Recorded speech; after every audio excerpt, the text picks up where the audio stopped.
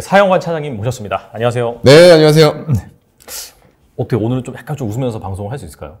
근데 또 이게 분위기가, 이게 또 네. 웃을 만한 분위기가 아닌 것 같아요. 아. 참, 이게 안타까운데, 제가 나올 때 네. 별로 좋은 적이 사실 없는 것 같아요. 그래도 최근에는 약간 좀 11월에 저점 다지고 좀 맞아요, 2,500까지는 터치를 했다가 네네. 최근에 뭐 FOMC 앞두고 다시 그럴 때 제가 한번 나와야 되는데, 항상 이게 안 좋은 날 나오다 보니까, 얘 나오지 마라. 이런 케이스가 발생이 되는 거 아닐까, 좀 우려가 되기도 합니다. 일부러 그런 건 아닙니다. 네, 그런 건 아닙니다. 네, 그래서 사전에 다 잡아놓은 거기 때문에, 네. 지금 참 중요한 것 같아요. 네, 네. 맞아요. 일단 오늘도 보면은 일단은 외국인들이 코스피에서 뭐 아까 대비해서는 그래도 많이 팔고 있지는 않아요. 근데 여전히 이제 650억 정도를 네. 전기전자 중심으로 해서 또 매도가 나오고 있어요. 최근에 전기전자가 약간 좀 10월, 11월에는 계속 매수하는 모습들을 보이면서 사실 증시도 분위기가 좀 괜찮았어요. 근데 12월 딱 들어오자마자 제가 여기서 한번 보여드리겠습니다. 네.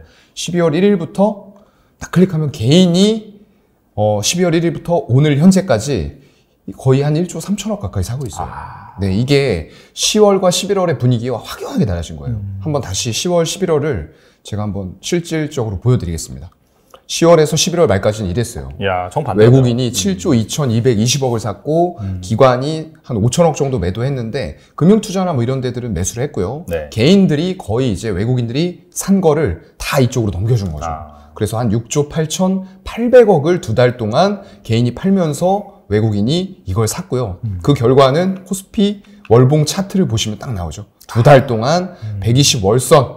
이거 정말 이거 한번 내려갔을 때 다시 올라서기가 쉽지 않은 이런 엄청난 저항대거든요. 근데 이런 것들이 지금 수급으로서 만들어져 버린 거예요. 개인들이 판 걸 외국인들이 그냥 뺏어온 거죠. 뺏어오면서 이런 식으로 두 달째 양봉 내고 거래량도 음봉으로 빠졌을 때보다 더 터졌어요.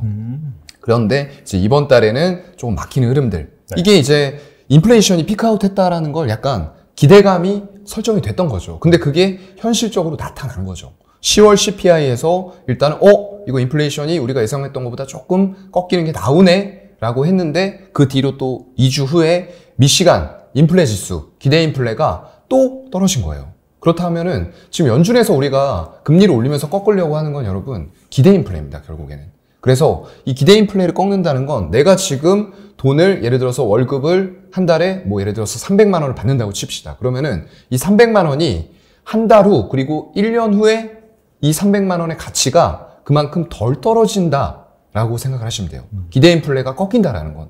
그래서 기대 인플레가 꺾이지 않으면은 계속 물가가 상승하니까요. 이 300만 원 가지고 있는 게 가파르게 가치가 떨어진다는 거죠. 돈의 가치가. 그렇다고 하면은 이걸 지금 뭐 투자를 하겠습니까? 투자 환경도 아니죠. 그렇다고 해서 이게 돈이 계속 가치가 깎이는데 저축하겠어요? 안 합니다.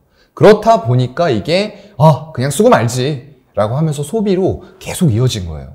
그렇다 보니까 연준이 이런 기대 인플레가 꺾이지 않은 상황에서 소비, 그 심리를 꺾고자 금리를 계속 올렸던 거죠. 그런 것들이 어느 정도 시차를 두고 효과를 발휘를 했다라고 보이는 게 일단은 미국의 10월 CPI, 소비자 물가지수, 그리고 미시간대의 기대 인플레 이런 것들이 연속적으로 꺾이는 모습들이 나타났고요. 생산자 물가지수도 그때는 좀 꺾였어요. 그러면서 미국의 고용도 약간은 좀 흔들린다라는 부분들이 나오면서 이게 물가가 피크아웃 하는데 연준이 마지막으로 금리 인상에 대해서 밀고 있었던 이 고용마저도 흔들리네 라고 하면은 연준이 더 이상 가파르게 금리를 올릴 명분이 사라지는 겁니다. 여러분들. 그렇다 보니까 그런 기대감들을 가지고 두 달 동안 이런 파동이 나왔다라고 보시면 되는데 이제 또 문제가 되는 거는 그럼 다 좋아. 물가 피크아웃 했고 이제 한 번 더 확인해야 될 일은 남았죠. 12월 13일 현지 시간으로 미국에서 11월 CPI가 나와요. 거기다가 올해 남은 마지막 FOMC. 여기에서 과연 이제 빅 스텝을 할 거냐 아니면 베이비 스텝을 할 거냐 이런 부분들이 결정이 될 것 같고요. 지금 자이언트 스텝에 대해서는 쏙 들어간 것 같아요. 얘기가. 네, 상대적으로 좀 많이 들어가 있는 것 같고요. 그렇다 보니까 일단은 이런 기대감으로 가파르게 두 달 동안 120 월선을 뚫으면서 올라왔던 지수가 일단은 한 번 더 관망하면서 연준의 스탠스를 지켜보자. 그리고 정말로 의미 있게 이게 물가가 꺾이는 건지 우리가 한 번 더 확인해야 되지 않겠냐. 라고 투자자들이 연말을 앞두고 일단 좀 돌아선 그런 모습들이 보이면서 이번 달에는 음봉이 조금 출현이 되고 있습니다. 지금 한 4% 가까이 지수는 이번 달 들어와서 빠지는 것 같고요. 코스닥은 조금 더 심해요. 네, 일단 이 120월선을 이때 못 뚫었어요. 코스피랑은 다르게 올라갔다가 여기서 막혔습니다. 이런 식으로 윗꼬리가 달렸는데 다행히 다음 달에는 올라갔어요. 근데 코스피와 코스닥의 수급은 완벽하게 달랐어요. 코스피에선 이렇게 외국인들이 샀지만 제가 뭐 잠깐 보여드리면은 이거를 코스닥으로 놓고 볼게요. 네. 그리고 10월부터 11월 말까지 이런 식이었어요. 오히려 개인이 샀죠. 오히려 팔아요. 네, 외국인들은 별 행보를 안 보였어요. 근데도 일단은 인플레, 피크아웃 이런 것들이 반영이 되면서 이렇게 되면 뭐가 탄력을 받죠? 그동안에 굉장히 금리가 올라갔을 때 꺾였었던 성장주들이 탄력을 받으면서 이런 쪽들이 올라오니까 아무래도 코스닥도 수급은 안 좋았지만 일단 이런 흐름에 연동이 돼서 같이 지수가 상승을 할 수가 있었던 거죠. 이번 달 한번 볼까요? 12월 현재로 놓고 코스닥의 행보를 보게 되면은 여전히 아마 좋지는 않을 거예요. 1일부터 놓고 보면은 개인들이 1,600억 정도를 매수하면서 외국인 기관은 팔고 있고요. 이런 흐름들이 나타나는데 강도는 상대적으로 그렇게 아직까지는 센 것 같지는 않아요. 그래서 코스닥 쪽이 지금 0.2%가량 빠지고 있는데 약간 좀 제가 봤을 때는 변곡점에 놓여 있는 것 같아요. 여기에서 만약 곧 이제 12월 12일이기 때문에 내일 모레 새벽 정도에 10시 정도에 아마 한 번 더 나올 거예요. 11월 CPI가 거기에서 확인이 된다라고 했을 땐 연준은 이제 그걸 보고서 아마 금리 결정에 대해서 고민을 하고 있을 겁니다. 사실 이런 경제 방향, 금리 쪽에 대해서는 이 CPI보다는 연준은 PCE를 더 보긴 해요. 개인 소비 지출입니다. 결국에는 물가지수가 올라갔을 때 개인들이 어떤 소비 지출의 형태를 보이느냐 이걸 확인하고 방향을 결정을 하고 싶다는 거죠. 근데 아마 PC 쪽은 조금 더 있어야지만 발표가 될 것 같고요. 그래서 우리가 11월 CPI에서도 만약에 연속적으로 의미 있게 꺾이는 모습들이 2달 연속으로 나타난다 라고 했을 때는 제가 볼 때는 연준에서는 일단 고용 지표가 살짝 깨진 부분도 있고요. 그렇다고 하면은 이번에 12월 FOMC에서는 베이비 스텝으로 올해 시장을 마무리할 가능성이 좀 있다라고 보여집니다. 물론 이게 여기에서 상승폭 자체가 이렇게 꺾인다고 해서 그게 곧 금리 인하를 의미하는 거 아닙니다, 여러분. 이거는 잘 구분하셔야 돼요. 금리 인하는 별도의 문제이기 때문에 다만 이 금리의 피크 아웃이 생기면서 위험자산 쪽에서 이 안전자산으로 지금은 자금이 이동이 있어요. 유동성이 없는 거 아니라고 말씀드렸습니다. 유동성이 시장에 있는데 다만 그게 위험자산에 있느냐 안전자산에 있느냐가 지금 주식시장의 방향을 결정하는 것 뿐이지 그래서 만약에 11월에도 그런 흐름에 의해서 연준이 베이비 스텝으로 간다라고 했을 때는 조금씩 정책 기조의 변화가 생기기 시작하네 라고 하면서 꼭 금리 인하가 아니더라도 지금 안전자산으로 가 있는 유동성이 머니무브를 해올 수 있다는 거죠. 다시 위험자산으로. 그렇게 됐을 때에는 일단은 연말 연초 랠리가 펼쳐질 가능성도 결국에는 키는 연준이 쥐고 있다. 저는 좀 그렇게 보고 있습니다. 네. 알겠습니다. 워낙 중요한 이벤트를 앞두고 있다 보니까 그 이벤트를 사실 차치하고는 시장을 논할 수가 없는 상황이고 그래서 FOMC 때 그리고 그에 앞서 CPI가 어떻게 발표되는지 투자자들은 잘 지켜보면 좋을 것 같고요. 자, 그 다음에 개별 이제 섹터나 종목 관점에서 좀 살펴볼 텐데 지난번에 출연하셔서 이 외국인이 주목하고 있는 주식 맞아요. 차장님 하면 또 외국인 또 맞아요. 네네네. 좋아합니다. 약간 좀 타이틀이신데 미용 의료기기 섹터를 그때 이제 말씀하신 걸로 기억이 나요. 제가 굉장히 좋아하는 섹터예요. 근데 사실상 그간의 시장 상황이 그렇게 좋지 않았음에도 불구하고 상당히 많이 올랐습니다. 굉장히 좋았죠. 맞습니다. 그래서 최근엔 또 외국인이 좀 어떤 주식을 사고 있고 또 외국인이 사고 있다라고 해도 뭐 다 오르는 건 아니잖아요. 주목할 만한 그런 주식이 무엇인지 궁금합니다. 그 전에 제가 이제 미용기기만 조금 짧게만 말씀을 드리면 제가 이걸 좋아하는 이유는 일단은 K-뷰티 장비의 위험을 보여주면서 굉장히 선진국 쪽으로 나가는 수출 비중들이 커졌다는 거예요. 그리고 선진국은 아무래도 1인당 이 병원을 방문해서 사용할 수 있는 비용이 선진국과 이머징은 분명히 다릅니다. 동남아나 이런 쪽과 다르겠죠. 그렇다 보니까 이걸 계속 많이 소모를 하게 되는 거죠. 그럼 그만큼 소모품도 더 많이 필요한 거예요. 그렇기 때문에 안정적으로 장비가 나간 이후에 반도체 장비나 이런 쪽들은 사실상 소모품 안 나가는 곳들도 많아요. 하지만 이런 의료 장비 쪽은 장비가 나간 이후에 소모품 매출이 지속적으로 발생이 될 수가 있다는 거예요. 거기다가 장비의 사이클도 굉장히 수명이 짧은 편입니다. 왜냐하면 미나 이런 쪽에 대한 선호도는 선진국 쪽에서 훨씬 높죠. 그만큼 이런 것들은 인간의 좀 기본적인 이제 욕구 형태로 좀 변해가고 있는 것 같아요. 그렇다 보니까 내가 나이가 들어도 기대 수명이 길기 때문에 조금 더 젊게 살고 싶다. 이런 것들이 반영이 되면서 결국은 미용 의료 장비에 대한 소모가 계속 일어나는데 우리 한국이 지금 그런 위험, 프리미엄을 받고 있는 형태이기 때문이거든요. 그래서 제가 말씀드렸던 제이시스 메디칼 이런 것도 외국인들이 이제 계속 매집한다라고 말씀드렸는데 아니나 다를까 공시가 얼마 전에 나왔죠. 세계 3대 운용 자산 운용사 쪽에서 지금 더 캐피탈 쪽이죠. 이거를 매집을 해서 5.0 몇 % 공시를 했어요. 네, 그러면서 일단 주가가 좀 굉장히 좋게 올라갔던 부분들이고요. 잠깐 차트만 보여드리고 마무리하겠습니다. 네. 이게 이제 일봉 차트죠. 네, 이런 식으로 계속 외국인 지분율은 8월부터 계속 높아져 가죠. 네, 그런 흐름들이 지속이 되고 있는 거고요. 여기에서 뭐 다른 것들도 같이 보여드릴게요. 어차피 흐름은 거의 비슷합니다. 클래시스 영업이익률 굉장히 높았고요. 거기다가 네, 좋아요. 비올 네, 이런 것들, 네, 비올 같은 것들. 이게 최근에 제가 들어보면은 그 방송국들 다니면서 얘기를 하는데 아무래도 아나운서나 앵커분들이 미에 대해서 관심이 많잖아요. 많죠. 네, 이 비올 같은 경우에 굉장히 유심히 보고 있는 분들이 많더라고요. 직접 또 해보시고 나서도 굉장히 통증이라던가 이런 것들이 상대적으로 적다. 이런 얘기도 하고 원택. 네, 다 비슷해요. 이거 지금 다 미용 의료기기 이런 쪽 제가 말씀드리고 있는 겁니다. 거기다가 루트로닉 같은 경우. 네, 이런 것들은 지금 3분기에 실적이 약간 미스가 났어요. 근데 아마 이것도 장비가 선진국으로 많이 나가 있는 상태이기 때문에 결국에는 이런 것들이 경기 둔화, 침체 이런 것들을 극복할 수 있다라고 하면은 지금 나오는 4분기가 또 미용 의료업계에서는 성수기입니다. 그런 효과와 더불어서 또 경기 침체라던가 이런 것들을 벗어났을 때 조금 더 이쪽에 사용할 수 있는 자금들이 늘어나겠죠. 그렇다고 했을 때는 중장기적으로 아직도 저는 의료, 이런 미용기기 이런 쪽들을 좋게 본다라는 말씀을 먼저 드리도록 하겠습니다. 네.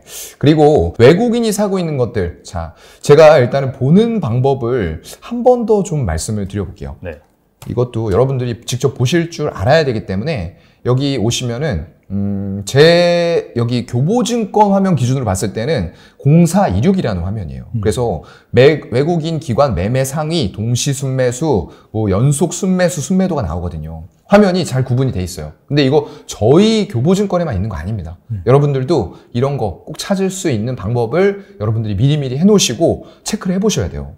이게 10일 연속 매수했는데 11일째 매수가 되고 있을까? 물론 종목, 개별 종목 들어가서 투자 동향을 이런 식으로 살펴보셔도 되지만 조금 더 편하게 볼 수 있는 방법들을 여러분들이 항상 이건 기술적으로 습득을 해 놓으셔야 됩니다.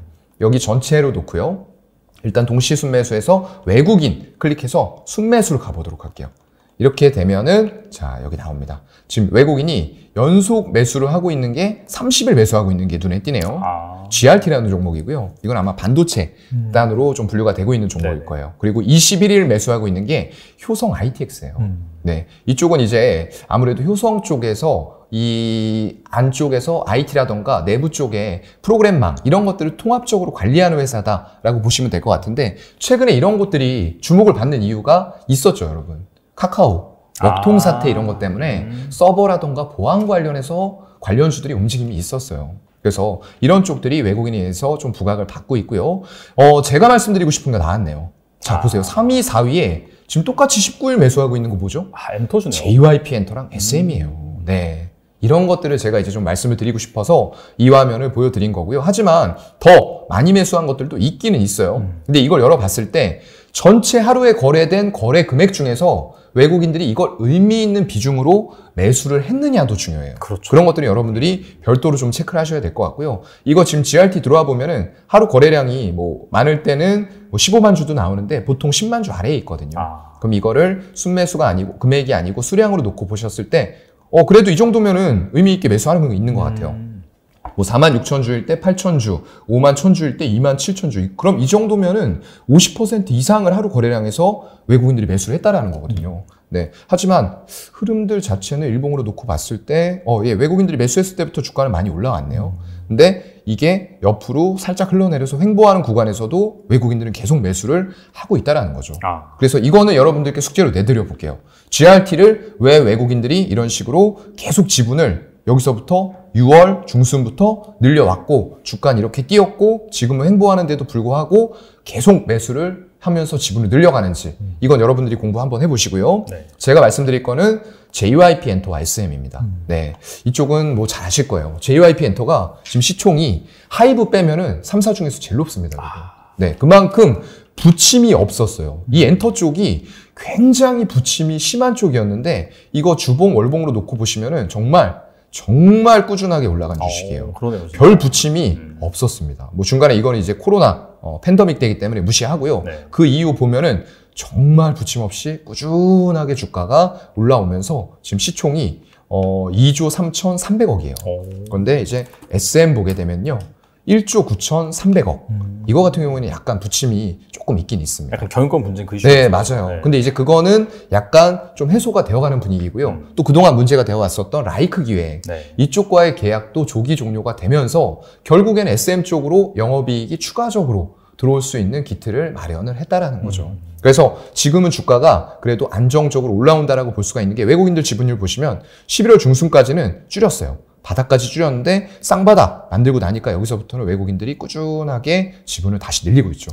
지금은 15%가 넘어갑니다. 지분율이요. 그래서 일단 이것도 안정적인 흐름들 만들면서 이제 신고가 영역으로 또 들어가고 있는 그런 상황이고요. JYP 엔터도 계속 신고가예요. 이런 흐름들이 만들어지고 있는 거고 다만 YG 엔터 아까 순위에 같이 없었죠. 유일하게. 네, 바닥을 기고 있어요.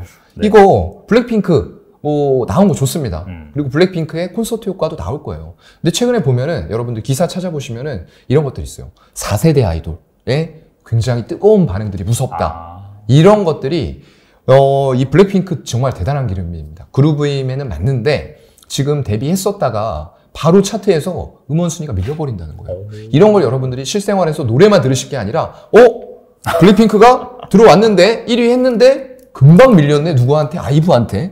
이런 거를 여러분들이 체크를 하셔야 돼요. 정말로 4세대 아이돌들의 기세가 무섭구나. 음원 순위에서 정말로 이 세계 최고 수준. 이 지금 블랙핑크라고 하면은 거의 BTS급이나 아리아나 그란데 네. 이 정도와 거의 비슷한 파급력을 가지고 있다고 알려져 있어요. 그래서 이번 앨범에 대해서도 굉장히 기대를 많이 했죠. 그런데 음원 순위에서 어느 순간에 1위를 내주고 5위권 밖으로 밀려버린다는 거죠. 그런데 그 안에는 아이브라던가 뉴진스 막 이런 그룹들 그런 거 저도 그런 노래도 굉장히 좋아하거든요. 왜냐하면 이게 그룹을 좋아해서가 아니라 그냥 노래를 탑백을 틀어놓고 듣다 보면은 귀에 착착 붙어요. 그만큼 예전에 비해서 이 음반의 기획 제작 능력이 일치월장을 하고 있다는 거예요. 그래서 이 변화 트렌드를 따라가지 못하는 그룹은 도태된다는 겁니다. 아무리 잘난 그룹이라고 하더라도요. 거기다가 하이브 쪽은 또 이제 문제가 있죠. BTS. 맞아요. 네, 그쪽에 대한 문제, 이슈가 있고 군입대 문제 이런 것들이 있다 보니까 그쪽도 물론 새 걸그룹들 잘하고 있어요. 하지만 그게 뒷받침을 해주기에는 워낙에 그 BTS의 공백이 크다라는 부분이 있는 거죠.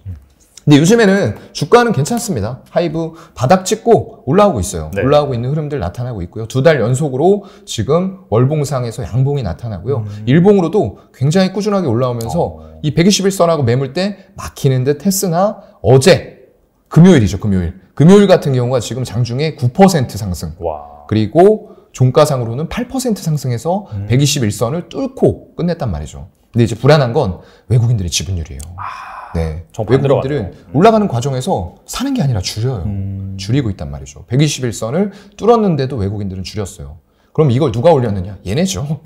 빨갛죠. 아주 빨갛죠. 네, 투신이 지금 하루도 안 빼놓고 11월 16일부터 계속 사고 있어요. 거기다가 은행, 연기금, 사모펀드 다 붙었죠. 보험, 금융투자까지.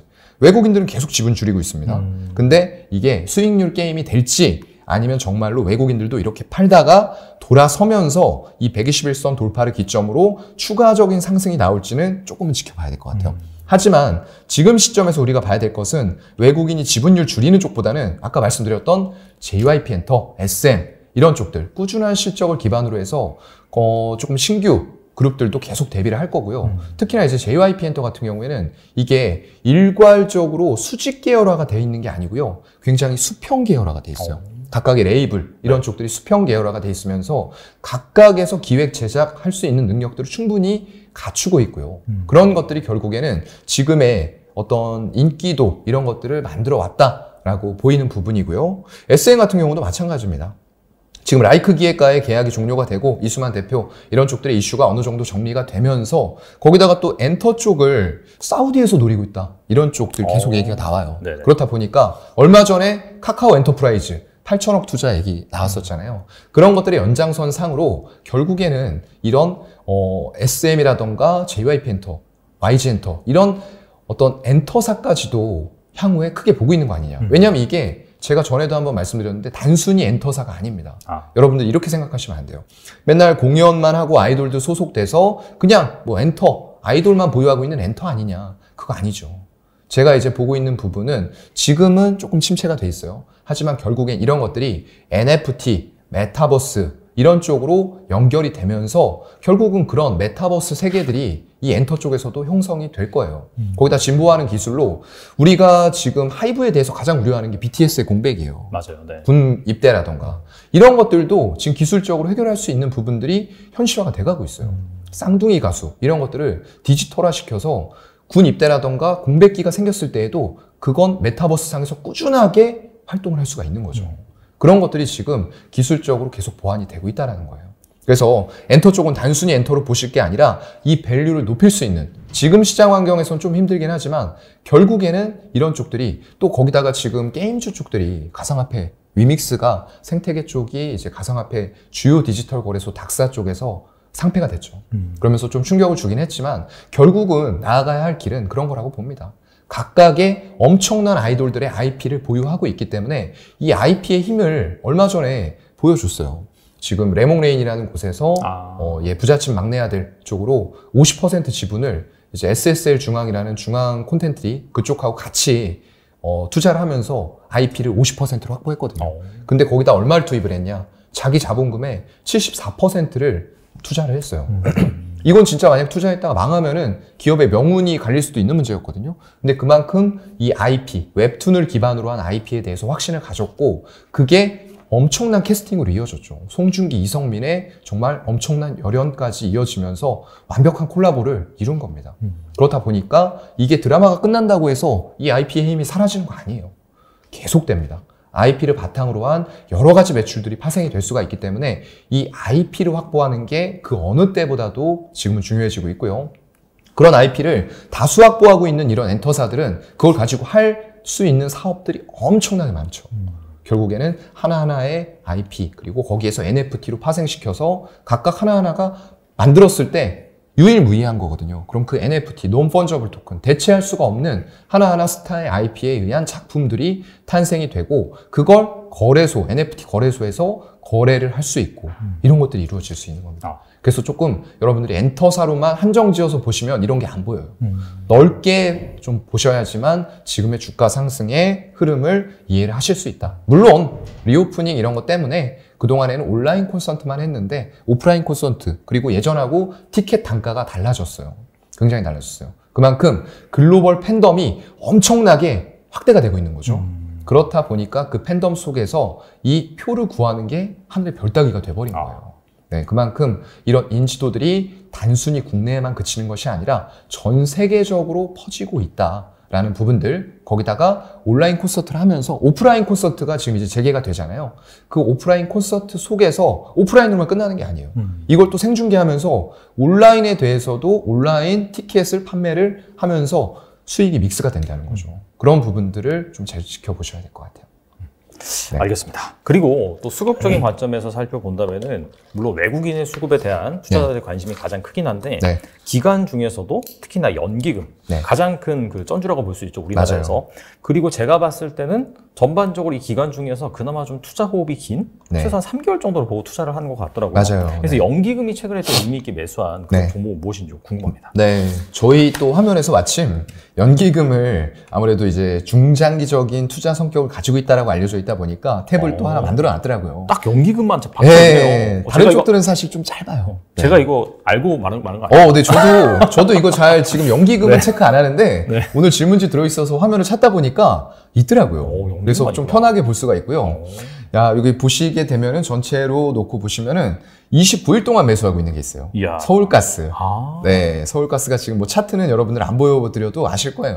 엄청 이런 식으로 네, 지금 뭐 계속 올라가고 완전 있죠. 테마주 아닙니까 이거? 맞아요. 지금 약간 네. 65,000원대부터 올라온 거를 생각하면 지금 이게 6배 이상 올랐어요. 이야. 네. 근데 지금 월봉상으로 봤을 때 종가상 5월선을 한 번도 이탈 안 하고 지지받으면서 계속 올라가고 있어요. 거기다가 지난달에는 엄청나게 더 뽑았습니다. 24%의 양봉을 만들었는데 외국인은 사실 지분 줄이고 있거든요. 근데 연기금이 사서 계속 끌어올리고 있어요. 이런 식으로요. 이게 약간 배당을 노린 투자라고 보기에도 좀 애매한 게 배당이면 외국인도 같이 사야 되거든요. 근데 금융투자하고 연기금만 계속 지금 이런 식으로 매수를 해나가고 있는 거죠. 이걸 보면은 사실 좀 불안하긴 합니다. 이걸 개인들이 여기서 따라 살 수 있을까라는 생각과 더불어서 이게 이제 LNG 가격 이런 것들 때문에 연동을 해서 올라가는 건데 사실상 이런 쪽들은 이제 전체 한국가스공사나 이런 쪽에서 배급을 받아서 뿌려주는 그런 회사들이에요. 그렇다 보니까 이런 쪽들의 실질적인 수익 개선이 일어나는 데는 시차가 좀 필요하고요. 그 올라간 만큼 이게 다 반영이 안 돼요, 여러분. 사실상 한국가스공사나 그런 쪽들이 영향을 받을 수 있는 것이지 여기에서 하는 일 잠깐 살펴보겠습니다. 보시면은 동사와 연결 대상 회사의 주요 사업은 도시가스를 공급, 해외 자원의 개발, 부동산 임대 이런 쪽을 분류하는데 사실상 도시가스의 공급업이 매출의 99% 이상 그냥 100%라고 보시면 됩니다. 그래서 주요 사업인데 서울 강서구 등 11개구, 경기도 3개시 등에다가 공급을 하고 있습니다라고 나와 있어요. 그래서 이게 결국에는 보게 되면은 천연가스 가격이 상승함에 따라서 매출액도 늘었지만 매출 원가도 크게 증가가 됐어요. 그러면 사실 이익단에서는 별로 맞아요. 득하는 네. 게 없겠네요. 맞아요. 그게 얼만큼 많은 양을 해서 박리 다매식으로 가느냐가 이제 이 업체에겐 중요한 거지 LNG 가격이 올랐다고 해서 크게 영향을 안 받는다라는 거예요. 왜냐하면 가격 자체를 한국가스공사라던가 정부 차원으로 정하는 거기 때문에 이런 개별 삼천리라던가 서울가스가 정하는 게 아니라는 거죠. 그래서 여기 보시면 딱 나오잖아요. 실제 안 적자예요, 적자 지금. 22년 1분기에만 249억 영업이익 냈지 전부 다 그 외에는 적자예요. 올해 들어와서도 2분기에 11억 적자, 3분기에 149억 적자. 이때는 매출이 엄청 뛰어난 이유는 계절적인 특성이죠. 그렇죠. 뭐 겨울에 많이 네, 계절적인 특성이죠.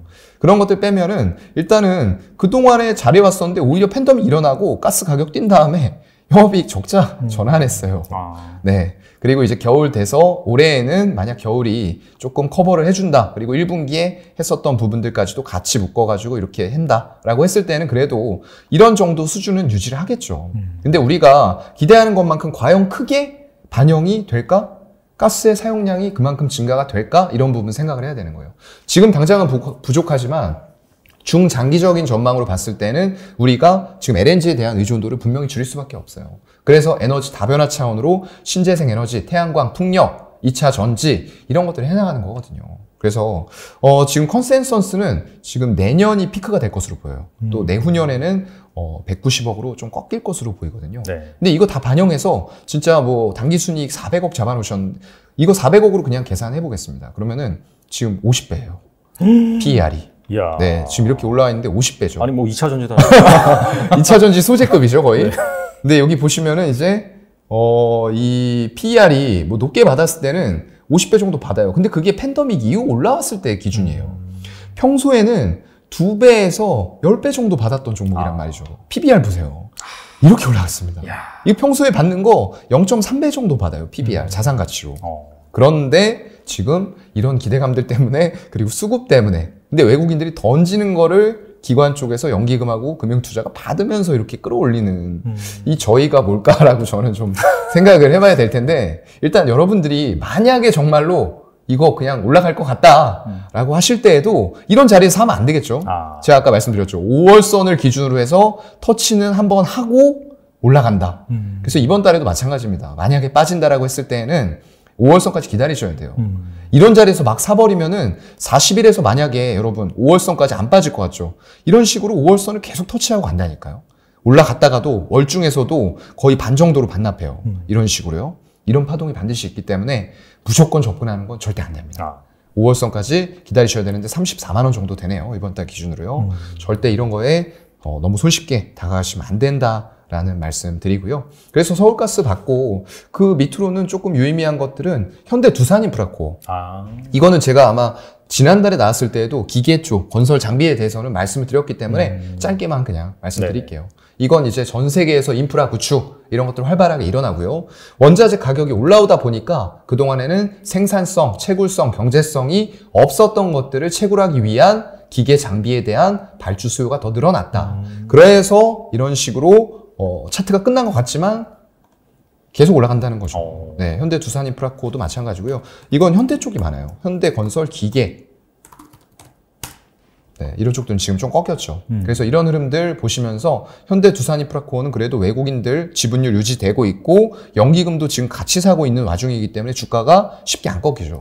그럼 우리가 이런 것들은 이제 매물대 하단 한 7,700원 정도 가면 손절 잡고 사볼만 할 것 같아요. 단 외국인과 연기금의 매수가 이어지고 있다라는 전제하에요. 네. 그 정도로 해서 연기금은 지금 사고 있는 건 제가 서울가스하고 현대 두산인프라코어, 기계 건설 장비 쪽 하고 해서 두 종목 정도만 이번 달에는 짚어보도록 하겠습니다. 알겠습니다. 네. 그리고 시가총액 상위 대형주, 네. 반도체, 삼성전자나 SK하이닉스, 인터넷, 카카오나 네이버, 2차 전지는 LG 엔솔, 삼성 SDI가 될 수 있고, 그다음에 마지막으로는 자동차, 현대 기아가 있습니다. 맞아요. 현 시점에서 약간 좀 투자 매력이 있는 대형주는 무엇일까요?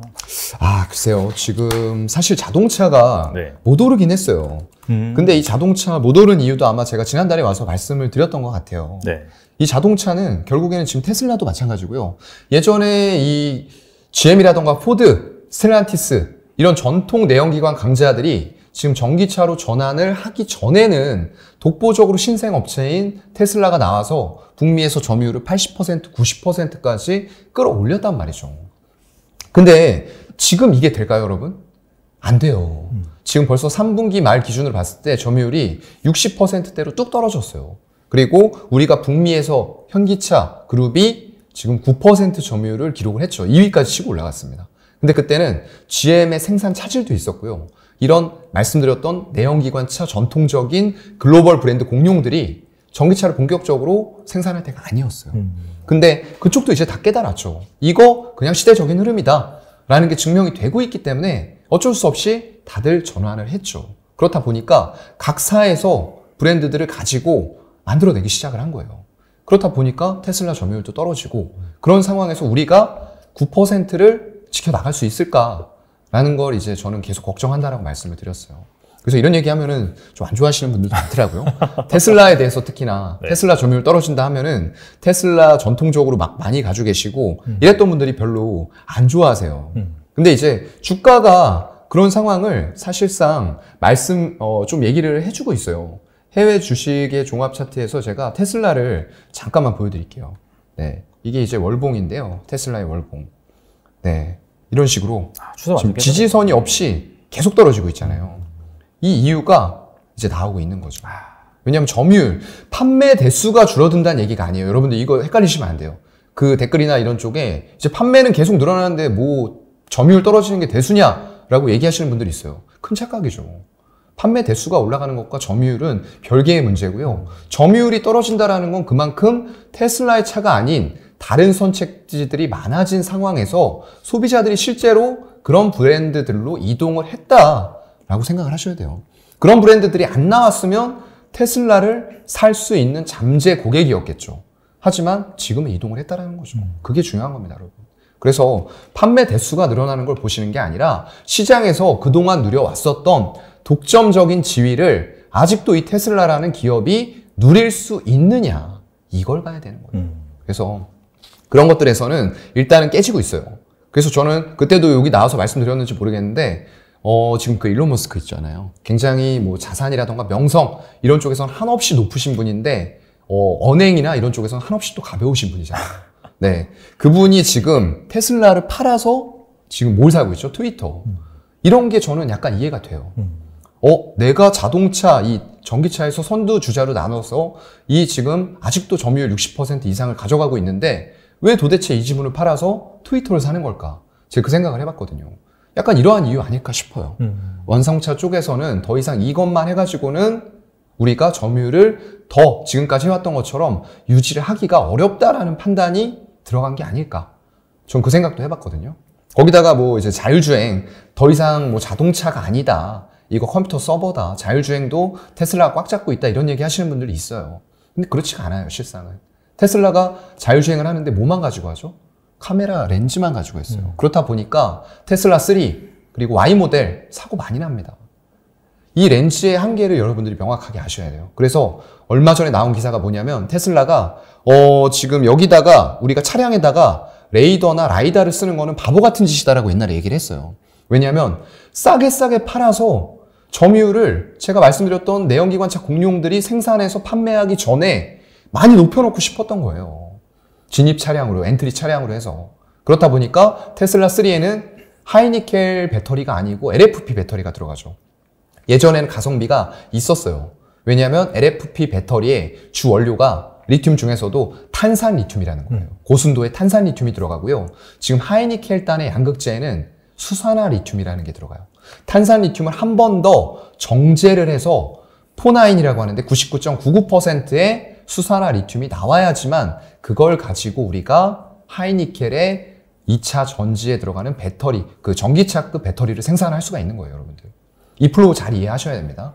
그래서 지금 예전에는 분명히 하이니켈 배터리와 LFP 배터리의 가격 차이가 있었어요. 그래서 가성비 배터리라고 했는데 요즘에 탄산리튬 가격 여러분들 얼마인지 아세요? 톤당 1억이 넘어가요. 그렇다 보니까 더 이상 LFP 배터리가 가성비 배터리가 아닌 거예요. 메리트가 없어진 겁니다, 여러분들. 그리고 LFP 배터리가 유럽이나 미국에서 많이 안 쓰여요, 솔직히. 테슬라가 3에다가 적용해주는 이유는 중국과의 관계. 약간 테슬라는 중국에 되게 우호적이거든요. 그래서 이 모델들 중국이랑 차바차바해서 S 모델이나 Y 모델이 아닌 진입 차량, 엔트리 모델도 우리가 가지고 있어야 되는데 거기에는 LFP 배터리가 더 적합하겠다라고 해서 미국에서 파는데 한 15% 정도 점유율 가지고 있어요.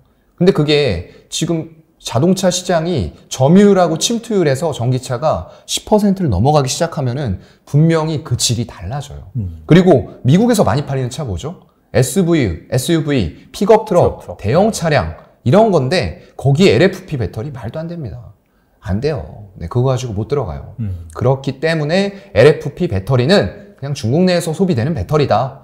라고 생각을 하시면 될 것 같고요. 지금 우리나라에서 LG에너지솔루션이나 삼성 SDI, SK온에서 LFP 배터리를 검토를 하고 있는 이유는 시장이 커져가는 가운데에서 진입형, 엔트리 모델, 가성비로 갈 수 있는 모델들도 갖춰놓겠다라고 한 건데 그 가격 메리트가 없어지고 있다는 얘기예요. 그렇기 때문에 이 가격이 떨어지면은 다시 한번 생각을 해볼 수는 있겠으나 결국은 미국 중심으로 지금 전기차는 재편이 되고 있죠. 그렇기 때문에 우리나라 배터리 3사와 이런 미국 차의 법인들이 10개 이상의 합작 법인을 추진을 하고 있는 겁니다. 거기다 LFP 배터리 안 써요. SUV나 정말 픽업 트럭 이런 거에 썼다 난리 납니다. 그거는 그리고 충전했을 때 충방전 횟수가 우리가 하이니켈 쪽은 1000회 이상으로 알려져 있거든요. 근데 LFP는 훨씬 적어요. 훨씬 적어요. 주행거리 자체도 그렇고 에너지 밀도도 다르고 물론 안정성이 LFP 배터리가 더 높다라는 강점이 있긴 있어요. 근데 그것만 가지고 설명될 일이 아니기 때문에 결국은 하이니켈로 갑니다. 그렇기 때문에 지금 CATL, BYD 이런 쪽에 LG에너지솔루션 상장할 때 이 가치평가에 대해서 왜 CATL, BYD를 갖다 대느냐라고 하신 분들이 있었거든요. 전혀 LFP와 하이니켈 이런 쪽의 플로우를 좀 이해를 잘 못하셨던 거죠. 완벽하게 다른 거예요. 그래서 결국에는 세계에서 많이 쓸 건 LFP가 아니고 뭐다 앞으로는 점점 더 하이니켈 배터리다. 그래서 이게 중요한 거예요. 완벽하게 다릅니다. 이거는 고순도의 탄산 리튬으로 만들어지는 배터리고요. 거기서 한 번 더 정제 기술이 들어가야 돼요. 이 정제가 근데 이따 말씀드릴 거지만 또 핵심이에요. 그 한없이 가벼운 언행을 가지신 분이 얘기하신 게 뭐였냐면은 정제 기술을 우리는 확보해야 된다. 정제 기술은 그냥 돈 찍어내는 면허다라고 했어요. 맞아요. 본인이 자동차 사업을 하고 있음에도 불구하고 그래서 정제 사업이 엄청 욕심이 났던 거예요. 세계에서 이거 포나인의 수산화 리튬으로 정제할 수 있는 기술을 가진 곳이 5개 미만이에요. 아직까지는. 그래서 그건 좀 이따가 한 번 더 말씀을 드리도록 하고요. 네. 그래서 자동차에 대해서는 제가 좋게 지금은 말씀 못 드리겠어요. 물론 중간 선거 끝난 이후에 바이든 이런 얘기 했어요. IRA 이거 한국에 너무 조금 불합리하게 된 법안이다라고 얘기는 한번 했는데 그냥 약간 쇼맨십이었던 것 같아요. 그리고 아직까지. 없더라고요. 네, 그 이후에 얘기 없잖아요. 그렇다 보니까 우리가 지금 해야 될 일은 뭡니까? 빠르게 지금 조지아 공장을 완공을 시켜서 최대한 빠르게 당기면 24년 하반기 정도 될 것 같아요. 그 전까지는 생산 라인 돌리고 이런 식으로 해야 되는데 지금 환율도 고점 대비해서는 빠졌죠. 그러면 환율 효과 일단 조금 사라졌습니다. 만약에 경제가 이 지금 생각하는 대로 경기 둔화라던가 침체가 오지 않고 스무스하게 넘어가면서 이런 전기차에 대한 더 폭발적인 수요가 일어날 수 있다. 그리고 경제도 안정이 된다라고 했을 때는 환율이 더 떨어지죠. 그럼 환율 효과 완벽하게 사라질 수도 있어요. 거기다가 인센티브, 딜러들한테 우리가 차 팔아달라고 하면서 인센티브 지급해야 돼요. 그런데 그 인센티브를 예전에는 조금만 줬어도 됐습니다. 그러면서 북미 점유율 9%까지 가고 팔 차량이 없으니까. 왜냐하면 테슬라하고 현기차 정도밖에 소비자들의 선택지가 없는데 미국에선 전기차를 원하고 있단 말이에요. 그만큼 대기 수요도 많았고요. 그렇다 보니까 우리가 인센티브를 굳이 딜러한테 안 줘도 제발 차 좀 이쪽으로 좀 많이 뽑아줘 라고 딜러가 그때는 애원했던 그런 시절이죠. 가불이 바뀌었죠. 근데 지금 어떻습니까? 말씀드렸던 대로 내연 기관차들이 전부 다 전기차 생산해서 포드, GM, 스텔란티스 이런 쪽들 다 만들어서 전기차들을 생산하니까 선택지가 많아져요. 그런데다가 IRA 감축 법안으로 인해서 보조금 혜택을 우리가 못 받게 되는 거예요. 그러면은 포드 그 마하 4E 모델인가 그런 쪽이 지금 현대차에서 이제 동급으로 봤을 때 예전엔 우리가 쌌어요. 근데 이거 보조금 혜택 못 받게 되면 오히려 600에서 700 정도가 비싸질 수가 있다는 거죠. 그런 상황이 온다라고 했을 때는 소비자들이 과연 현대차, 기아, 그리고 폭스바겐, 스텔란티스, 포드 이런 전통적인 브랜드 강자들을 놓고 우리랑 비교했을 때 물론 우리 차도 위상이 많이 올라왔어요. 예전에 비해서는. 제네시스나 이런 것들 호평 받고 있잖아요. 하지만 일반 소비자들이 전기차 산다라고 생각했을 때 어느 브랜드를 택할 거냐는 거죠. 제가 봤을 때는 현대차, 기아를 객관적으로 이건 말씀드리는 거예요. 어떤 뭐 애국심이나 이런 거 다 그냥 떨쳐버리고 객관적인 팩트로 봤을 때 어떤 거 여러분들은 미국 시민이 선택을 할 거라고 생각을 하십니까?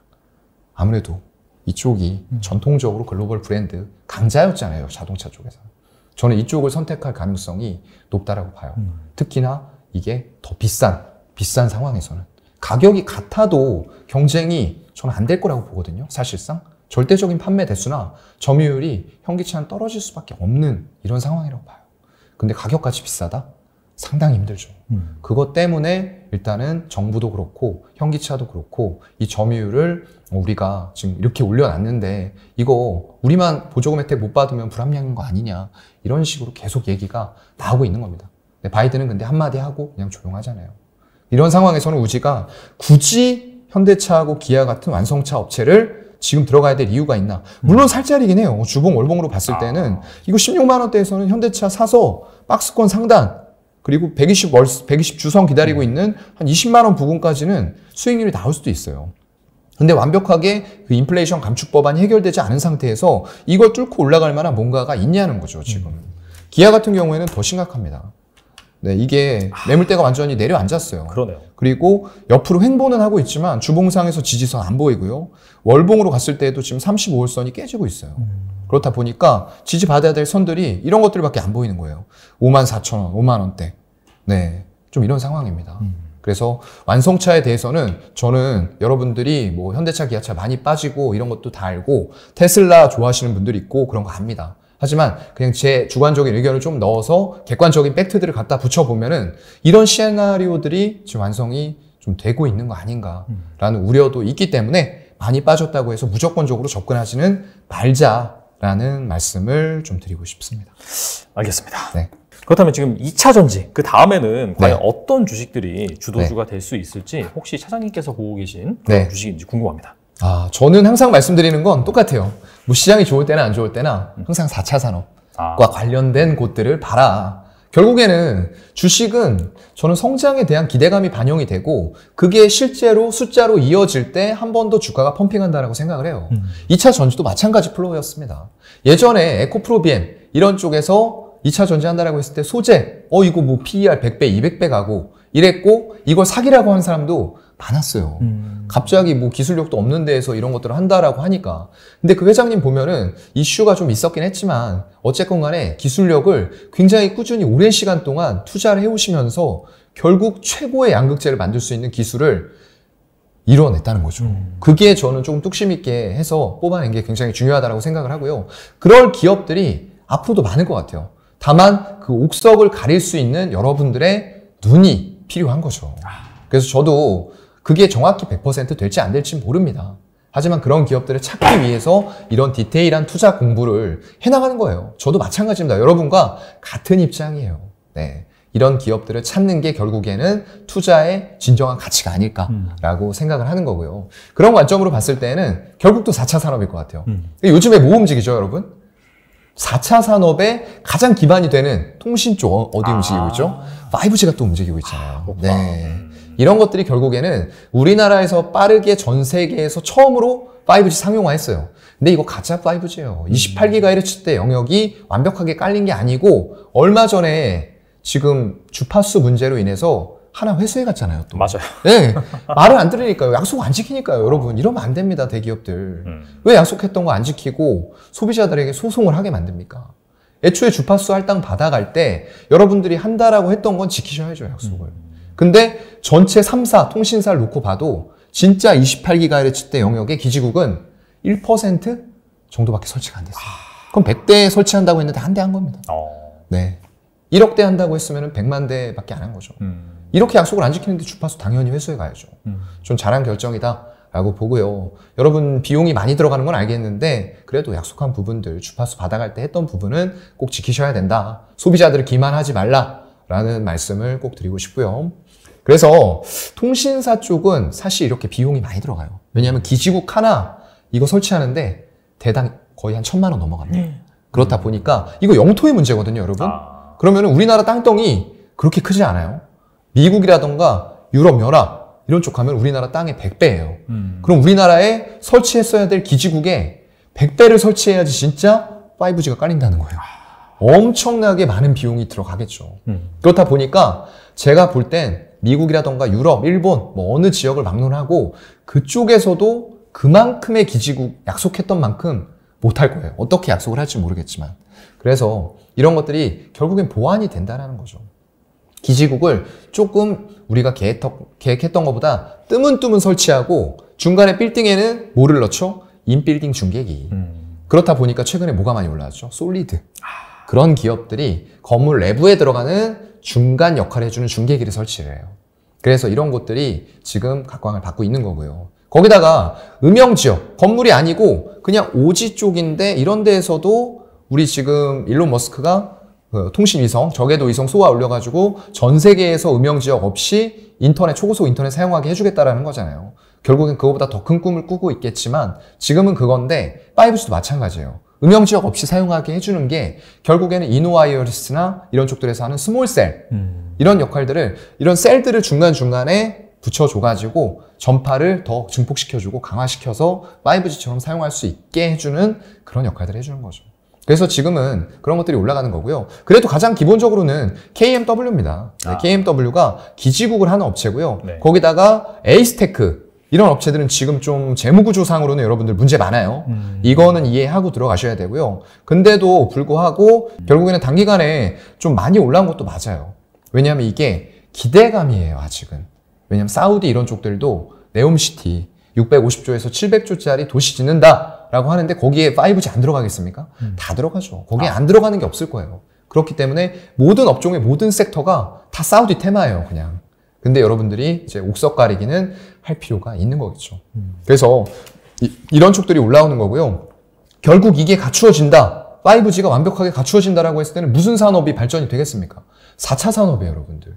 그렇다고 하면 인공지능, AI에다가 자율주행 같은 것들도 아까 제가 테슬라에서 하고 있는 카메라의 한계 분명히 말씀드렸습니다. 그래서 구글의 웨이모라는 차량, 그 자회사가 있거든요. 거기가 주행거리 엄청 많이 보유하고 있었는데 테슬라가 차량을 많이 팔기 시작하면서 빅데이터로 실제 주행거리들이 많이 확보가 된 거죠. 근데 카메라만 갖고 하니까 자꾸 사고가 나는 거예요. 그래서 주행거리를 더 많이 볼 수 있고 예측할 수 있는 레이더, 라이다 이런 부품들이 차량으로 들어와야 되는 겁니다. 근데 단가는 올라가겠죠. 그래서 이런 것들을 얼마나 소형화시키고 차량 내에 탑재하고 가격을 낮춰서 양산할 수 있느냐가 결국은 자율주행의 핵심이에요, 여러분들. 네. 카메라 렌즈가 보는 건 인간의 눈과 크게 차이 없어요. 그리고 날씨나 이런 것들의 카메라가 영향을 엄청 많이 받습니다. 레이더나 라이다는 그렇지 않아요. 라이다 같은 경우에는 지금 500m에서 1km 앞의 상황을 주고받으면서 여기에서 또 5G 구축이 중요한 게 단순히 그걸 받는 건 소용없어요. 커넥티드 카가 돼서 그런 것들을 서로 쌍방에서 원활하게 커뮤니케이션이 돼서 이런 앞의 상황이 발생되고 있어 라고 하면서 또 AI가 차량 내에 탑재되면서 반응해가지고 최적의 운전을 할 수 있게 해주는 게 5단계 자율주행이에요. 근데 지금 5단계 자율주행 아직 시간 필요하다 이런 얘기 나오고 있거든요. 그만큼 이게 이 내부에다가 차량에다가 자율주행만 한다고 되는 게 아니라는 거예요. 5G망이 필수적으로 구축이 돼서 위성과 함께 이런 앞의 상황들을 쭉 보고 종합적인 판단이 결국엔 로봇 자율주행 이런 것들에 의해서 내려져야지만 완벽한 자율주행이 된다는 거죠. 거기다가 또 사물 인터넷도 마찬가지예요. 결국에는 다 연결해 주는 거죠. 그리고 삼성이나 LG전자 이런 쪽들에서 하고 있는 게 이제 로봇 같은 것들을 1인 1가구 이런 얘기 나오잖아요. 그런 것도 결국에 마찬가지입니다. 지금 이미 팔려있는 가전제품 이런 것들을 전부 다 스마트폰이라던가 이런 집안의 내부 인터넷, 와이파이 이런 거에다 연결을 시키는 거예요. 그래서 로봇이 전부 다 가사일하고 할 수 있는 환경들을 만들어주고 싶은 거죠. 그래서 이게 서비스 로봇인데 결국에는 로봇, 서비스, 자율주행 이런 것들이 다 별개가 아니다라는 말씀을 저는 드리고 싶은 거예요. 전부 다 한 묶음이에요. 한 세트. 그래서 어느 곳에서나 이런 것들을 빼놓고 너 로봇이니까 로봇만 해. 이거 아니라는 거예요. 아마존이나 이런 데 물류창고에 있는 로봇들이 RFID 태그 인식하고 최적의 경로로 자율주행 해가지고 가서 들고 이런 것들이 전부 다 같이 묶여있다는 거죠. 사물 인터넷도 묶여있고요.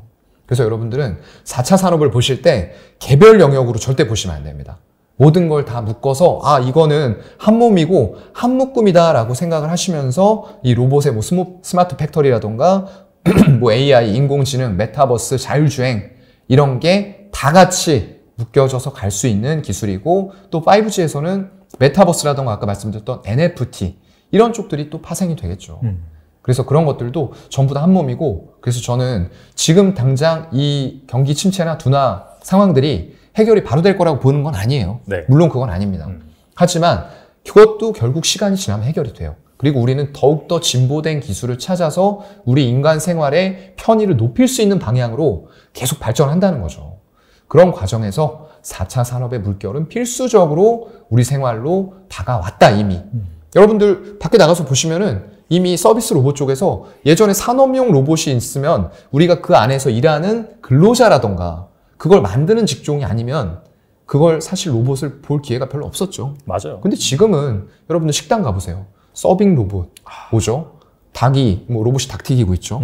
다 하고 있어요. 네, 음식도 만들고 뭐 피자도 만들고요. 이런 게 우리 실생활로 이미 들어온 거예요. 그걸 여러분들이 체감적으로 느끼면서 투자를 하셔야지 난 이거 지금 아닌 것 같은데 조금 더 로봇 시장 완벽하게 개화하고 1인 1가구 되면 살래. 그럼 주가 어디가 있죠? 10배가 있겠죠.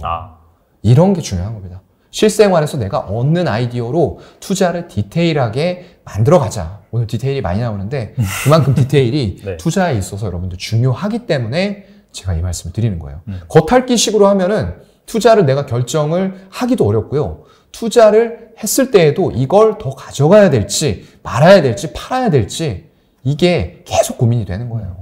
그렇기 때문에 디테일하게 공부하십시오. 네, 알겠습니다. 네. 뭐 다가올 미래, 뭐 AI 그다음에 뭐 로봇, 그다음에 자율주행 이런 것들이 성장하기 위해서는 네. 꼭 선행돼야 되는 것이 통신 인프라 투자이기 때문에 그런 차원에서 말씀해 주신 거니까 잘 지켜보시면 좋을 것 같습니다. 네. 그리고 앞서서 이제 그 수산화 리튬 강조를 하시면서 또 2차 전지단에서는 LFP보다 최근에 이제 리튬 가격이 올랐기 때문에 MCM 쪽이 이제 가격 경쟁력 관점에서는 더 각광을 받고 있다 그런 식으로 말씀하셨는데 아시다시피 2차 전지 같은 경우에는 2020년 코로나 이후부터 계속해서 이 주도주로 자리를 잡았어요. 자, 그러면서 장기간 좀 좋은 흐름을 보이다 보니까 최근에 약간 좀 피로감이 쌓이면서 조정을 받고 있는 그런 모습이 나오고 있거든요. 그래서 약간 본격적인 옥석 가리기가 시작이 되고 있는데 현 시점에서 약간 좀 2차 전지가 조정을 받는다면은 좀 눈여겨볼 만한, 좀 담아볼 만한 그런 주식 뭐가 있을까요? 네. 2차 전지 쪽에서는 지금 볼 게 제가 볼 때는 한 딱 분류를 했을 때 2개 정도 있는 것 같아요. 일단은 배터리 3사. 왜냐면 이게 하이 니켈 쪽으로 우리가 점점 더 움직이고 있다라고 말씀드렸잖아요. 예전에는 NCM 812를 썼어요. 이게 니켈 비중이 80, 그리고 코발트 10, 그 다음에 망간 쪽이 10이었습니다. 근데 여러분, 망간 같은 거는 지금 어느 뭐 금속이라던가 휘토류 이런 거 다 마찬가지예요. 중국 쪽에서 전 세계의 밸류체인을 한 75에서 80% 이상을 꽉 잡고 있어요. 망간은 100%입니다. 그렇다 보니까 이런 쪽들이 결국에는 미국에서 지금 하고 있는 인플레이션 감축 법안에 언젠간 걸려요. 그렇다 보니까 미국도 얘기는 하지만 이걸 실질적으로 바로 시행을 할지 말지 굉장히 고민될 거예요. 안 그러면은 어느 완성차 업체들이 이거 어디서 조달하겠습니까, 도저히. 갑작스럽게 할 수 있는 방법이 없어요. 특히나 이제 리튬 같은 경우에는 중국에서 또 많이 거의 50% 이상을 잡고 있는 그런 상황이기 때문에 리튬은 대체를 지금 현재로서는 할 수가 없어요. 왜냐하면 니켈을 우리가 점점 더 함량을 높일 거예요. 지금은 이제 지금까지 NCM 811이었는데 지금은 N이 이제 90%까지 늘어납니다. 니켈이요. 그만큼 이게 니켈을 높였을 때 에너지 밀도라던가 주행 거리를 늘릴 수 있는 장점이 있고요. 거기다가 이 니켈이 근데 문제가 리튬하고 합성이 엄청나게 잘 돼요. 네, 그런 성격을 가지고 있는 물질이다 보니까 결국에는 이제 NCM 9반반 이 정도로 가고 있어요. 그만큼 함량이 더 높아지고 있는 상황이고요. 거기다가 이런 NCM 쪽 말고 NCA라던가 이런 쪽이 우리는 이제 배터리가 주로 가고 있어요. 근데 이제 중국은 아무래도 CATL, BYD 이런 쪽들은 그런 배터리가 아니고요. LFP 배터리, 리튬 인산 처리예요. 거기에도 리튬이 들어가긴 합니다만 아까 말씀드렸던 대로 거기에는 고순도의 탄산 리튬. 이 탄산 리튬이라는 거는 이제 정광이라던가 광물이죠. 광물 형태로 있거나 아니면은 이제 우리가 염분 호수예요. 그런 것들이 들어가 있는 호수들이 있는데 고산지대 3% 정도 되는 칠레 뭐 이런 쪽은 굉장히 순도가 높아요. 그렇기 때문에 거기에서는 상대적으로 쉽게 추출을 리튬을 해서 그걸 가지고 탄산 리튬이 나오면은 다시 수산화 리튬으로 정제를 해서 그거를 사용할 수 있는 거거든요. 그러면 전 세계 우리 70%가 바다거든요. 전 세계로 따지는 겁니다. 이 려모가 아니고 그냥 바다라고 말씀드리는 거예요. 근데 그 중에서도 바다가 엄청 많잖아요. 그렇다 보면은 이런 정광이나 이런 쪽들은 상대적으로 적어요. 결국은 언젠가는 채굴하다 보면은 여기에서 생산성 있고 채굴성 있는 것들은 없어지게 되겠죠. 그렇기 때문에 우리가 이 2차 전지를 하기 시작하면서 아직 먼 일인 것 같은 폐배터리 이런 쪽에 대해서도 지금부터 추진을 하는 이유가 지금 안 해놓고 기술 개발을 안 하면 결국에는 리튬 수요는 계속 늘어날 거고 이 리튬이 2차 전지에만 쓰이는 거 아닙니다, 여러분. 세라믹이라던가 이런 분야에도 쓰이고요. 의학용으로도 쓰여요. 네, 그래서 의학적으로 봤을 때 이게 이 염호 근처에 사시는 분들이 상대적으로 자살률이 낮다. 아, 그래요? 이런 의학 결과도 지금 리서치가 돼 있는 게 있어요. 야, 새로운 황금이네요. 네, 그렇다 보니까 이게 치매 네. 이런 쪽에도 야. 리튬을 사용할 수 있다라는 부분들이 들어가 있습니다. 야. 근데 그건 아직까지 이제 미량이고요. 많이 쓰이는 건 세라믹이라던가 유리 이런 쪽 산업인데 지금 이게 리튬 가격이 안정화가 될 거다라는 얘기도 나오고 있어요. 중국 쪽에서 생산량을 캐파 증설해서 늘려버리겠다라고 했는데 그거 나오고 나서 바로 나온 얘기가 뭔지 아세요? 3개 정도의 전력 문제 때문에 이게 리튬이 제대로 생산이 안 되고 공장 가동 중단됐다. 이런 얘기가 또 나와버렸어요. 중국 전력 부족 문제 여러분들 상당히 심각합니다. 공장 돌리는데 굉장히 태양열 이런 문제도 있고요. 거기다가 지금 위구르 지역 이런 쪽들에서 굉장히 많이 생산이 되는데 이거 지금 미국도 마찬가지고요. 유럽에서도 인권 문제 가지고 굉장히 중국을 많이 지금 막 때리고 있죠. 그렇다 보니까 이런 쪽에서 생산되는 것들을 또 못 쓰게 될 가능성이 있다는 거죠. 그럼 중국은 자국 내에서만 계속 그런 물질들을 소비를 하고 태양광 자국에 설치하고 자국에 판매되는 LFP 배터리 엔트리카 이런 저가형 차량들만 계속 할 수 있는 쪽에 배터리가 공급이 되는 거죠. 딴 나라에서 그거 받아줄 데가 없어요. 유럽에서는 LFP 배터리가 장착된 차량의 판매 비율이 0. 몇 %예요. 1%가 안 돼요, 채. 네. 처참하네요. 네. 근데 미국은 그렇지는 않아요. 15에서 16 되는데 그거 왜 그렇다고 말씀드렸죠? 테슬라. 테슬라가 중국과의 관계를 위해서 그래도 이 정도는 갖다 써줘야 되겠네 라고 하면서 테슬라 3 모델에다가 적용을 해주고 있는 거죠. 특히나 가격을 낮춰서 빨리빨리 더 많이 팔아야지만 입지를 유지할 수 있는 거예요, 테슬라는. 근데 유지가 안 되고 있죠, 지금. 왜냐하면 이미 침투율 그리고 보급률이 10% 넘어가기 시작하면서 하이니켈의 배터리를 장착한 차량들이 선호를 받을 수밖에 없고, 미국에서 지금 굉장히 열의 있게 추진하고 있는데, 미국에서는 SUV, 픽업 트럭, 대형 이런 것들이 많이 팔리거든요. 거기에 SUV나 이런 것들에 LFP를 장착을 할 수가 없다는 거죠. 무조건 하이니켈, 장거리 운행 차량, 롱레인지 모델 이런 걸로 가야 돼요. 왜냐하면 롱레인지라는 게 보통 한 400km 이상을 한번 충전해서 갈 수 있는 모델이거든요. 그런데 이게 문제가 있어요. 온도에 따라서 굉장히 주행거리가 들쭉날쭉해요. 특히나 겨울 같은 때. 이거는 지금 배터리 장착을 하다 보니까 겨울에 우리가 추우면 차에서 뭐 틀어야 되죠? 히터 틀어야 되잖아요. 그거 틀어버리면은 주행거리가 더 짧아지는 거예요. 보통 한 영하 4, 5도 기준으로 봤을 때 풀 충전되어 있는 배터리의 주행거리가 한 30에서 40% 감소될 수 있다는 연구 결과가 또 나와 있어요. 치명적이네요. 네, 치명적이죠. 그렇다 보니까 겨울에 이 말 많이 나오고 있는 게 우리나라 하이브리드 차량 굉장히 인기 좋아요. 왜냐면 유가 많이 올라갔을 때 이제 그런 모델들이 출고 기간을 막 17개월, 20개월까지 신청하고 난 이후에 받을 수 있는 차량이었거든요. 그런 것들이 연비는 좋지만 결국 겨울에는 문제가 될 수가 있는 거예요. 그래서 그런 것들이 많이 많았는데 이건 하이브리드도 아니고 순수한 EV 차량이라는 거죠. 그렇다고 하면 겨울에 운행 거리, 만약에 우리가 여기에서 부산 이런데, 부산까지 말고 뭐 조금 그 전까지만 잡아보더라도 한 번에 충전해서 사실상 가는 모델들을 선호하지, 중간에 아직까지 인프라들이 많이 안 갖춰져 있고요. 한 번 충전하는데 급속으로 한다고 하더라도 우리나라 차량들의 급속 충전 시간이 좋긴 해요. 최근에 나왔던 뭐 아이오닉 6라던가 이런 것들 굉장히 좀 진보된 모델이에요. 거긴 이제 아까 말씀드렸던 하이니켈에서도 조금 상급 배터리가 들어가다 보니까 에너지 밀도도 상대적으로 높고요. 그런 것들이 좋긴 한데 이게 중간에 한번 서서 충전을 하고 가야 되는데 이게 충전하기 위해서는 또 시간이 그만큼 오래 소요가 된다라는 거죠. 아직까지는 내연기관이라던가 이런 것들을 대비했을 때 딱 그냥 꼽아서 휘발유 충전하고 갈 수 있는 게 아니잖아요. 그렇다 보니까 사람들이 엔트리 모델은 더 안 사게 되는 거예요. LFP 이런 거죠.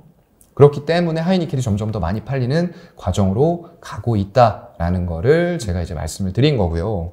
그렇게 됐을 때는 결국 양극재예요, 양극재. 여러분들. 결국은 또 핵심은 양극재입니다. 왜냐하면 배터리 원가에서 차지하는 비중이 40에서 55%까지 가는 물질인데 그 양극재를 만드는 데 있어서 아까 말씀드렸던 수산화 리튬 이런 것들이 정제된 상태에서 그쪽으로 들어간다는 거죠. 그렇다 보니까 이 수산화 리튬 정제가 리튬이 세상에 부족한 게 아니에요, 여러분들. 리튬은 이거 잘 생각하셔야 돼요. 네. 전기차를 만드는 데는 리튬이 필요한 게 아니고요. 고순도의 수산화 리튬 99.99% 포나인에 이게 필요한데 이걸 정제할 수 있는 기술을 갖춘 회사들이 별로 없다라는 게 문제가 되는 거죠. 중국에 이제 간펑 리튬, 강봉 리튬이라고 하는데 그런 쪽이나 앨범알 이런 쪽들이 이제 캐파를 많이 가지고 있는 쪽들이고요. 그런 것들 외에는 이걸 제대로 할 수 있는 것들이 없어요. 아까 제가 포스코홀딩스 외국인들은 지금 계속 줄였어요. 올라가는 동안에. 박스권 상단으로 여기 잠깐 보시게 되면 차트상에서 네, 포스코홀딩스 이런 식으로 박스권까지 여기에서 일봉으로 잠깐 볼게요. 네, 일봉으로 보게 되면은 이런 식으로 올라갔었거든요. 근데 이제 맞고 떨어질 자리 30만 원에서는 맞고 조정을 받는데 외국인들은 이렇게 올라갈 때 계속 지분을 줄입니다. 그래서 이게 수익률 게임이 될 수도 있다라고 보거든요. 근데 산 건 누가 산 거냐? 결국엔 또 투신 연기금 사모펀드죠. 여기서 사서 올리다가 이제 박스권 상단 맞고 외국인들은 뭐 계속 빼는 흐름에서 일단은 멈췄어요. 그런데 이쪽이 지금 이제 각광을 받고 주목을 받는 이유가 철강 때문은 당연히 아니죠. 그렇죠. 이거 여러분들은 뭐 포스코홀딩스에 대해서는 여러 군데에서 얘기를 많이 들으셨을 거예요. 근데 이쪽에서 이제 할 수 있는 게 이쪽은 또 탄산리튬도 아니에요. 아르헨티나 염호를 2018년인가에 3천억 초반대에 확보를 했어요. 매수를 한 거죠. 근데 그거는 기술은 그 전에 훨씬 더 전이었어요. 그게 이제 좀 말하자면 복잡한데 이 포스코 캠텍 이런 그 한국 연구원 쪽에서 이 리튬의 중요성을 깨닫고 이거에 대해서 사내에서 기술 경쟁을 시켰던 것 같아요. 근데 거기에서 이제 그 당시에 재직을 하고 있었던 전웅 박사님이라고 있었더라고요. 그분이 이 기술을 개발을 합니다. 지금 포스코의 포스 LX라는 기술이에요. 포스코 리튬 익스트랙션이에요. 포스코 리튬 정제 기술을 확보를 한 거죠. 근데 그걸 이제 그분이 개발을 했던 거예요. 전웅이라는 박사님이요. 근데 그분은 이제 정치권의 그 당시에 자원개발 이런 것들 이슈가 좀 있었어요. 그렇다 보니까 거기에서 약간 이제 관련 없는 부서로 배치받으시면서 약간 회의감을 느끼고 이제 회사를 떠나고 그 이후에 나가서 이런 기술들을 특허로 더 고도화를 시켰어요. 그래서 그분이 개발한 거는 CU, 이제 전웅의 앞자 이니셜을 따고 CU-LX. 이게 탄산 리튬을 정제하는 기술이에요. 근데 포스코 LX 기술은 이게 염호에서 불순물을 일단 제거해야 됩니다. 나트륨하고 마그네슘을 1차적으로 이걸 불순물을 걸러내고 그거를 엄청나게 큰 폰드라고 하는데 대략 한 9km 가로가 그리고 5km. 그만한 땅을 확보를 해서 거기에다 물을 부어서 계속 증발을 시켜야 되는 거예요. 그렇다 보니까 시설 비용도 많이 들어가고 생산 비용 엄청나게 들어가고 시간이 문제는 엄청 오래 걸린다는 거죠. 그래서 당장 지금 리튬이 많이 필요하고 수산화 리튬이 필요한데 포스코가 이걸 2024년에서 5년도에 생산 목표로 잡고 있어요. 그만큼 시간이 할애가 된다는 겁니다. 거기다가 이걸 가지고 바로 탄산 리튬 만드는 게 아니고요. 그 불순물 제거한 데다가 인을 부어요. 피를 부어서 인산 리튬을 만들어요. 그걸 가지고 또 탄산 리튬으로 정제를 해야 되는 거고요. 거기에서 또 수산화 리튬으로 정제를 해야 되는데 그렇게 됐을 때는 전환율이 낮다라는 거죠. 지금 기술 수준으로 60에서 70%? 뭐 전용 발사님이 개발했던 기술보다 더 진보가 됐는지 모르겠어요. 근데 지금 나와 있는 포스 LX라는 특허를 가지고 제가 말씀을 드리는 거예요. 그 기술로 봤을 땐 그거밖에 안 돼요. 근데 이분이 지금 이제 이거는 제가 주가적인 측면 여러분 말씀드리는 거 아니에요. 왜냐하면 주가는 이미 많이 올랐어요. 하이드로 리튬. 여기서부터 해가지고 2,000원대에서 31,000원까지 올랐어요. 네. 그리고 지금 오늘 이름이 바뀌어서 상장이 돼서 거래가 되고 있는데 어반 리튬으로 바뀌었어요. 이건 이제 WI라는 기업이었거든요. 네네. 이것도 이런 식으로 갔는데 오늘은 이제 시세가 좋지는 않습니다. 그래서 주가적인 측면 배제하고 그냥 기술에 대해서만 말씀드릴게요. 제가 이 특허 기술 이런 것들을 좀 봤는데 포스 LX에서 더 진보된 기술을 가지고 전 세계 66개국에다가 이 특허를 등록을 하셨어요. CU-LX 기술, 전웅 리튬 익스트랙션하고 CU-LH, 수산화 리튬 정제 기술에 대한 특허를 냈습니다. 그러면서 이 포스코 쪽에서 일단은 이분이 퇴사하고 나서 리튬 인사이트하고 리튬 플러스라는 기업을 만드셨어요. 근데 그게 이제 소송이 그 전인지 후인지는 제가 정확하게 모르겠어요. 근데 아무튼 포스코 쪽에서 이 포스코 LX 기술에 대해서 뭐 사용을 하지 말라는 요지였던 것 같은데 그걸 가지고 소송을 했어요.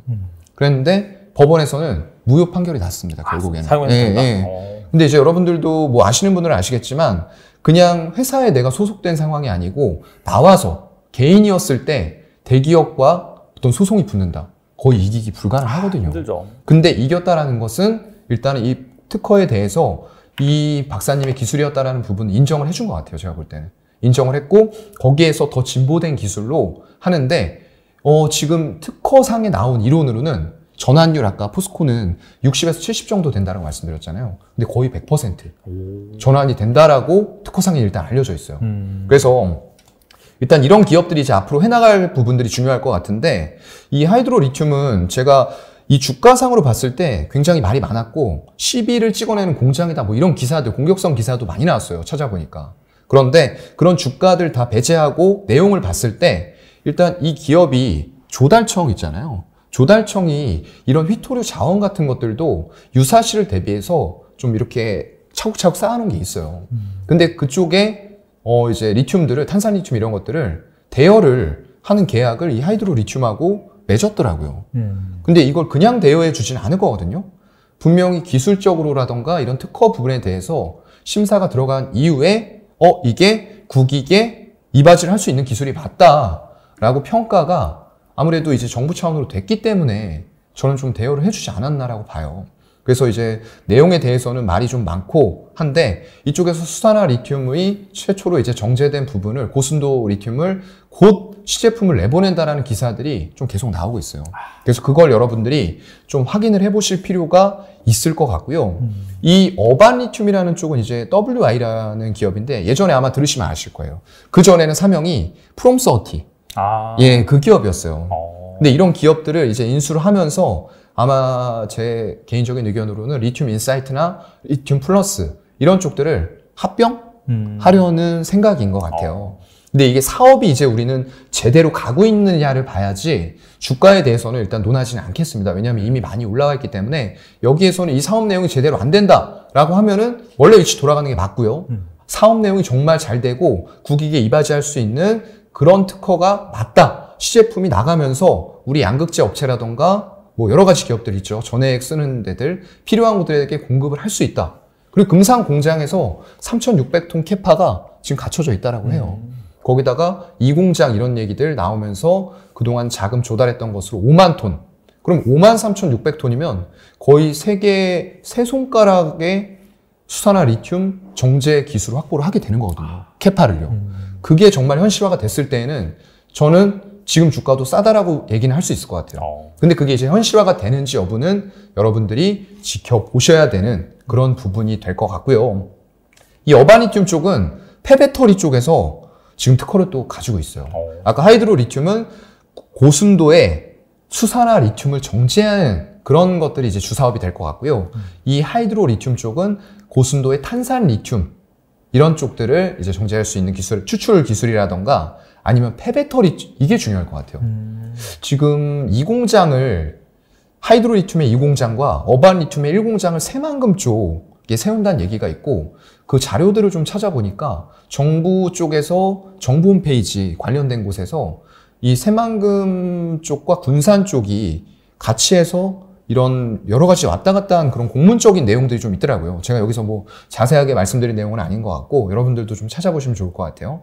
왜냐하면 투자는 디테일입니다, 여러분. 네. 이렇게 좀 디테일하게 찾아보셔야지만 이게 많이 올랐어도 진짜 디테일하게 진행되는 내용이 있다라고 하면은 알고서 들어갈 수가 있는 거고요. 만약 정말 그게 아니다라고 했을 때는 이게 제자리로 갈 수도 있는 주가인 거예요. 그래서 디테일하게 공부하시는 거 중요하다는 말씀 드리고요. 어바리튬은 그 폐배터리 쪽에서 저희가 아까 말씀드렸죠. 광물이라던가 고순도의 염호 쪽에서 추출할 수 있는 건 한계가 있어요. 자원의 양이. 네. 그렇다 보니까 점점 더 전기차는 많이 보급이 될 거고요. 그럼 수산화 리튬 많이 필요합니다. 그러면 이런 고순도의 탄산 리튬에서 지금 정제를 한다거나 이런 것들은 기술이 있어요. 근데 나머지 97% 이거 뭐 할 거냐는 거죠. 저순도의 염호. 그런 것들이 결국에는 막대한 리튬을 뽑아낼 수 있는 원천이 될 수도 있다는 거예요. 그래서 지금 이쪽에서 하고 있는 CULH 말고 CULX, 리튬 익스트랙션, 고순도의 탄산 리튬을 뽑아낼 수 있는 그런 특허들이 결국에는 이런 염호에서도 뽑아질 수가 있고요. 거기다가 아까 하이니켈 배터리는 제가 수명이 한 1000회 정도 충방전이 가능하다라고 했어요. 풀로요. 그렇게 되면은 수명을 대략 10년 이상으로 봅니다. 그렇다 보니까 본격적으로 나간 게 2020년 이후란 말이죠. 그래서 이게 한 10년 정도 이후면은 2030년 이후가 돼야지만 하이니켈의 배터리들에 대한 쏟아져 나오는 그런 시기가 되는 거예요. 네. 그래서 뭐 성일하이텍, 세비캠, 코스모화 이런 쪽 이제 폐배터리 사업 전문적으로 하는 데잖아요. 근데 그런 것들이 주가가 올랐다가 빠지는 이유가 좀 정신을 차리고 보니까 이성적으로 살펴보니까 아직 나올 때가 안 됐네 라는 생각을 한 거예요. 근데 여러분 문제가 이제 관건이 이게 핵심 포인트예요. LFP는 달라요. 아까 제가 수명 짧다라고 말씀드렸죠. 훨씬 빠르게 나올 수 있다는 거예요. 그러면은 그걸 블랙 파우더 형태로 배터리를 넣고 막 갑니다. 근데 아직까지는 이 LFP에서 리튬이라던가 이런 걸 추출할 수 있는 기술을 가진 곳이 없어요. 근데 이 기업은 특허에 의하면 가능하다는 거죠. 그리고 공장은 새만금 쪽을 계획을 하고 있다? 뭔가 좀 연결이 되지 않습니까? LFP 배터리 어디에서 많이 쓰인다고 그랬죠? 중국. 근데 중국 쪽에 바로 붙어서 배로 운송을 해올 수 있는 곳, 뭐 블랙 파우더를 이제 완성차 업체에서 사지는 않겠죠. 그 수거하는 업체에서 가가지고 배터리 회수해서 가르겠죠. 그럼 그걸 우리가 중국에서 쓰레기 같은 걸 수입을 해와서 이걸 LFP에서 유일하게 리튬을 추출해낼 수 있는 기술을 가지고 있다? 만약에 정말 그게 사실이다? 라고 했을 때는 엄청난 시너지 효과가 생길 수가 있는 거죠. 특히나 LFP 배터리 때문에 5, 6년째에도 그 배터리 파우더가 나올 수가 있다는 거예요. 그러면은 머지않은 미래죠, 여러분. 1, 2년, 2, 3년 그 정도에도 나올 수가 있다는 거예요. 그래서 그런 사업을 하기 때문에 이 기업은 폐배터리 쪽과 연결이 되고요. 고순도의 탄산리튬 추출. 그래서 포스코 방식과는 달라요. 포스코 시간 오래 걸리고 추출률도 회수율도 안 좋고 이걸 탄산리튬 형태로 뽑아내는 게 아니고 인을 막 부어서 인산리튬이에요. 근데 이쪽 방식 CuLX 기술은 일단은 나트륨과 마그네슘을 불순물을 제거를 할 필요가 특허에 의하면 없다라고 해요. 그거 없애는 것도 엄청 오래 걸리거든요. 없앨 필요가 없고 거기다가 핵심은 촉매 기술, 촉매제를 여기다가 화학 반응을 시켜서 결국에는 바로 뽑아낼 수 있는 이런 플로우. 그렇다 보니까 저는 정말 이게 거짓이 아니었으면 좋겠어요. 이 기술이. 근데 이제 세계 66개국에 일단 특허 등록은 돼 있다는 거 확인했고요. 조달청에서 탄산리튬을 이 업체에 대여해줬다는 거 확인했어요. 그리고 금산 공장이 제가 뭐 가보진 못했지만 3,600톤의 캐파를 수산화 리튬 할 수 있는 걸 갖추고 있어요. 그리고 향후에 정말 이런 기술이 실제다 해서 여러 군데서 지금 보니까 뭐 구본호 회장인가 그 판토스 계열의 그쪽에서도 제가 지분 정리하다 보니까 들어왔더라고요. 근데 그게 좋은 건지 나쁜 건지 모르겠어요. 네. 그래서 그런 것들이 여러 가지 정황들이 좀 가리키고 있는데 조금 더 저도 확인해 볼 필요는 있어요. 그래서 여러분들도 이런 것들 바탕으로 해서 투자는 항상 디테일하게 해야 됩니다. 디테일하게 한 번 더 일단 투자하지 마시고 투자란 말이 아니고 공부, 리튬의 미래가 걸려있는 산업에 대해서 공부를 한번 해보자. 왜냐면 이거 앞으로 엄청 커질 산업이에요. 아까 일론 머스크가 얘기했다고 그랬잖아요. 리튬 정제 사업은 돈을 찍어내는 면허다. 이런 면허의 지분도 여러분들이 가질 수 있는 기회가 올 수도 있는 거거든요. 포스코 뭐 홀딩스가 됐건 이런 기업들이 됐건 그러니까 그런 공부를 좀 디테일하게 한번 해보십시오. 알겠습니다. 일단 포스코 홀딩스의 대부분의 투자자들의 시선이 쏠려 있는 가운데 네. 사실 이런 주식도 있다 이렇게 기술을 네. 가지고 꼭 한번 말씀드려보고 싶었어요. 그런 차원에서 말씀하신 거고 아직까지는 뭐 이걸 통해서 돈을 버는 게 아니라 차근차근 기술력과 그런 투자를 해 나가고 있는 상황이기 때문에 꼭 모니터링 하시면서 여러분 더 공부를 하시면서 접근하시면 두 개 같이 놓고 보시면 좋을 것 같아요. 포스코 홀딩스와 하이드로리튬 이런 어반리튬. 알겠습니다. 그렇다면 만약에 1억이 있다면은 과연 이제 어떻게 포트폴리오를 꾸리면 좋을지 말씀해 주시면 좋을 것 같습니다.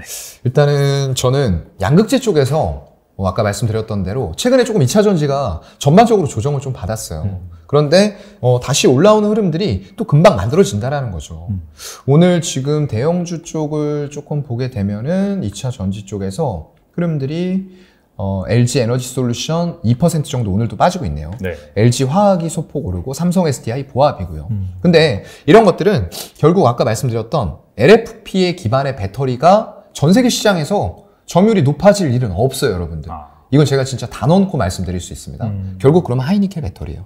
그래서 지금 원통형 배터리로 2170에서 4680 부피 키우고 그다음에 에너지 밀도 더 높여서 주행거리를 높이는 이런 차량들 우리 현대 기아가 정말 차는 잘 만드는데 안타깝게도 이 선택지 면에 있어서는 조금 아쉬워요. 왜냐면 브랜드 인지도가 글로벌로 놓고 봤을 때는 아직도 그런 포드라던가 뭐 GM, 스텔란티스 이런 전통적인 차량들 대비해서는 조금은 우리나라에서만 놓고 보면은 우리나라 차량 많이 선택하겠죠.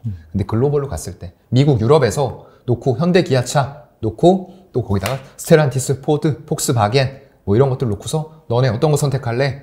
뭐 가격 같다라고 가정했을 때 그렇게 됐을 때에는 일단 메리트가 좀 사라질 수도 있는 그런 아쉬움이 있어요. 그래서 그런 쪽들보다는 그래도 전 세계의 완성차로 이런 소재나 물질, 배터리를 공급할 수 있는 곳을 지금은 더 봐야 되겠죠.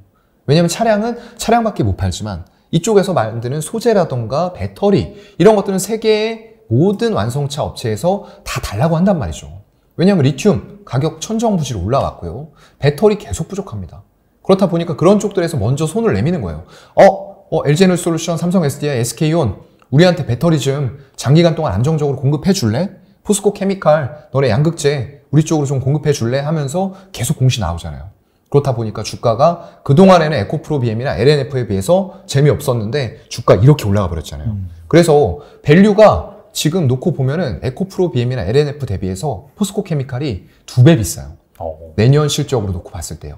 근데 그만큼 그동안에는 음극재, 양극재를 다 영위한다라고 했는데 양극재에서 뚜렷한 실적들이 안 나왔고 음극재 수익률은 좋지만 캐파가 별로 없었단 말이죠.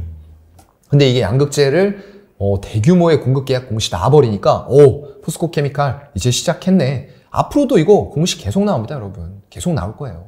그러면 이제 실적이 좋아지는 건 자명한데 그래도 양쪽에 양극재, 음극재 프리미엄을 가지고 있다고 해도 지금은 주가가 물론 기대감을 가지고 올라간 것도 맞는데 에코프로 BM이나 LNF가 상대적으로 싸 보이는 시기가 왔다는 거죠. 그래서 저는 오히려 지금 같은 때에는 그 두 종목에 또 한번 주력을 해보는 게 좋지 않을까.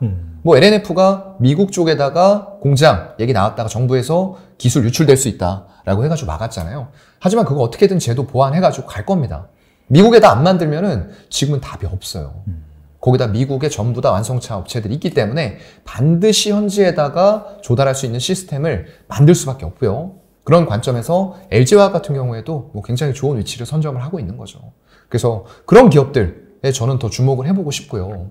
뭐 음극재라던가 분리막 이런 쪽이 이제 원가 비중에서 각각 13% 정도 차지하고 있어요. 중요하지 않은 건 아닌데 그래도 지금 핵심은 여러분들 하이니켈 양극재예요. 그렇기 때문에 이런 에코프로 BM, LNF에 주력을 하셨으면 좋겠고요. 배터리 쪽은 지금 삼성 SDI하고 LG 에너지 솔루션이죠. 특히나 4680을 이제 가장 빠르게 양산할 수 있을 수도 있는 삼성 SDI.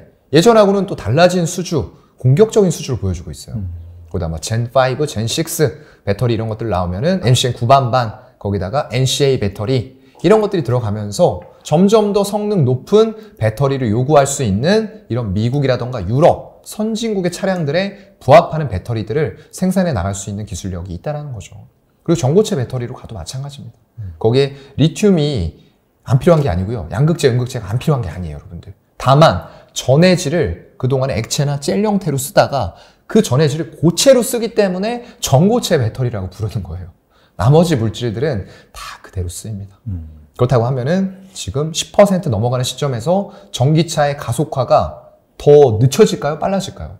제가 볼 땐 더 빨라져요. 그래서 수산화 리튬 뭐 가격 안정될 거다 뭐 이런 얘기 나오고 있지만 여전히 많이 필요하고요. 이게 리튬은 세상에 미량으로 굉장히 많이 분포하고 있어요. 근데 우리가 필요한 건 뭐다?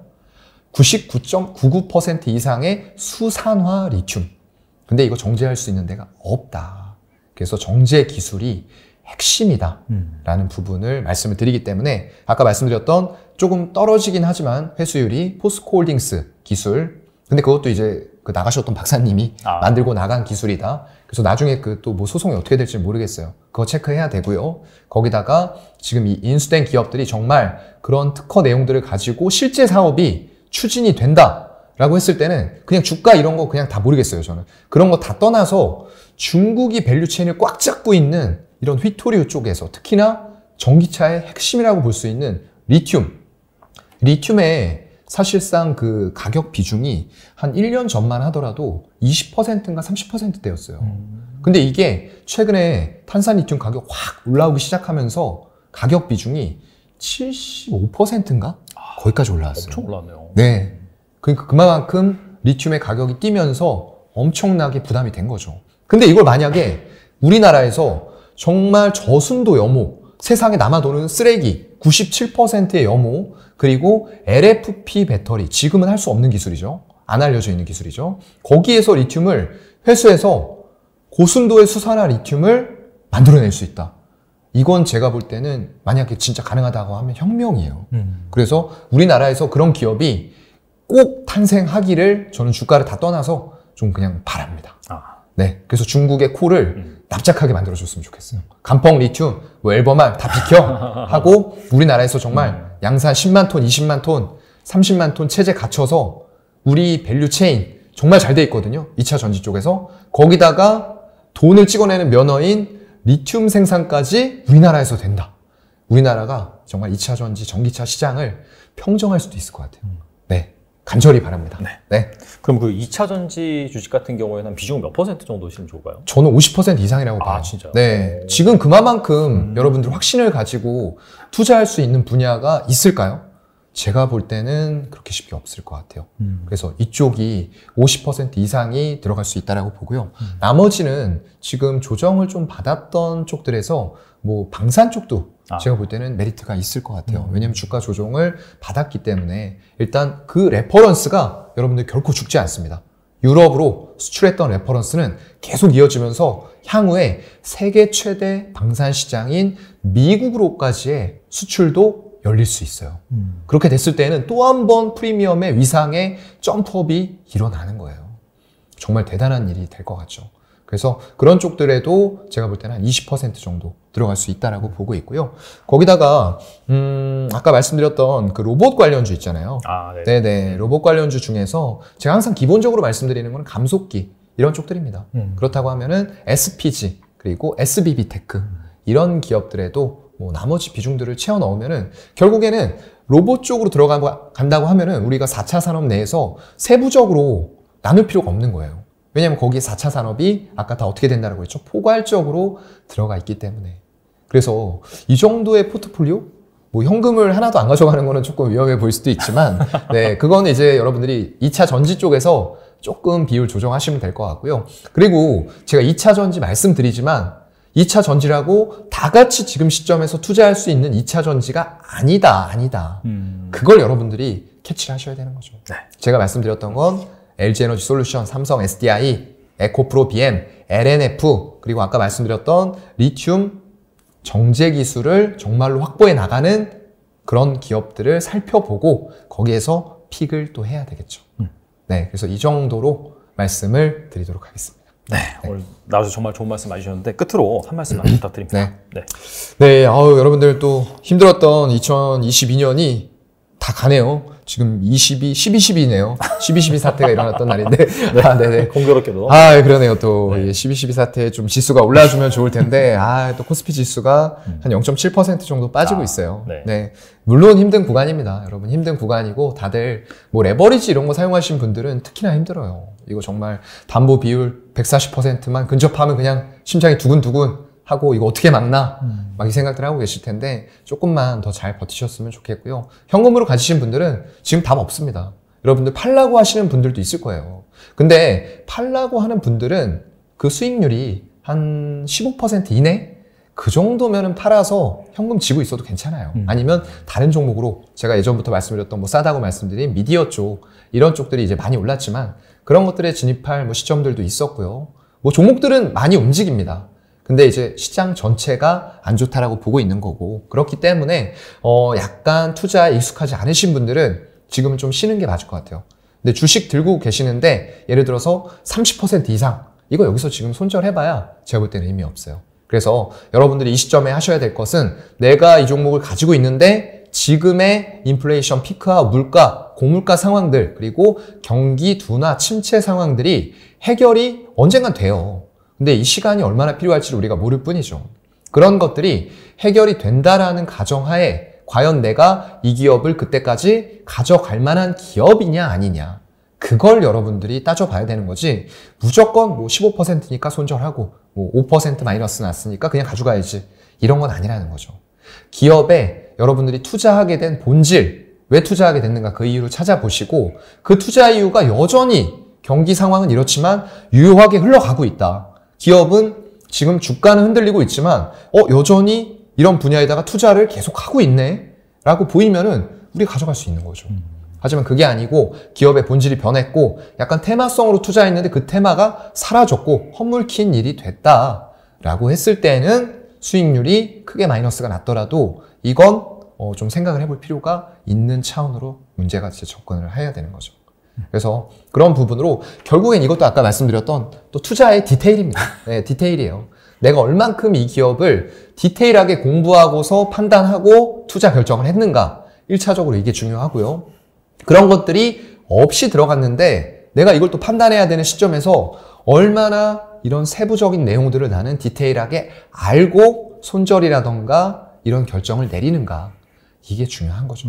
그래서 여러분들 항상 말씀드리지만 이게 공부한다고 수익이 꼭 나는 건 아닙니다. 하지만 손실을 줄여줄 수 있는 확률은 제가 볼 때는 상당히 올라간다라고 생각을 하거든요. 다만 겉핥기식으로 하시면 안 되고요. 이렇게 디테일하게 정보 홈페이지도 찾아볼 수 있고 조달청도 들어가 볼 수 있고 정말 이런 식으로 하면서 이 기업이 공시라던가 뉴스로는 뉴스화가 안 됐는데 내가 이런 투자할 수 있는 포인트를 찾았을 때 그 희열 그런 것들이 있거든요. 저도 그럴 때가 가끔씩 나와요. 모두가 모르고 있는 정보인데 내가 이거 찾았어. 그럼 투자에 포인트가 생긴 거거든요. 그런 것들을 여러분들도 꼭 찾는 그런 연습을 연말 남은 기간 동안 너무 투자에 골몰하지 마시고요. 그런 공부를 하시면서 좀 연말을 따뜻하게 집에서 보내시면 좋겠습니다. 어디 나가지 마시고요. 위험합니다, 여러분들. 네, 디테일을 여러 번 강조해 주셨는데 네, 맞아요. 이게 정말 중요한 게 주가가 오를 때는 내 아이디어가 맞고 그렇죠. 역시나 잘 투자했고 하는데 이게 막 시장이 어지러지면서 흔들리면은 내 그 아이디어가 맞았나? 그때가 제일 문제예요. 네. 그런 생각이 듭니다. 혼란스럽게 되죠. 네, 그렇기 때문에 디테일이 무엇보다 중요하고 그래서 이제 오늘 상당히 디테일하게 특히나 이제 투자자분들이 많이 관심을 갖고 계신 2차 전지에 대해서 기술적인 측면에서 상당히 디테일하게 말씀해 주셨기 때문에 단순히 뭐 이 주식들을 사라 그런 주가 측면이 아닙니다, 여러분. 그렇죠. 그 기술이 정말 잘 발전할 수 있을지 잘 발전하면 대박일 수 있기 때문에 맞습니다. 그런 부분들을 추가적으로 여러분들이 잘 모니터링 하시면서 투자 임하시면 좋지 않을까 생각이 됩니다. 네, 지금까지 사용관 차장님 나오셔서 감사합니다. 네, 고맙습니다.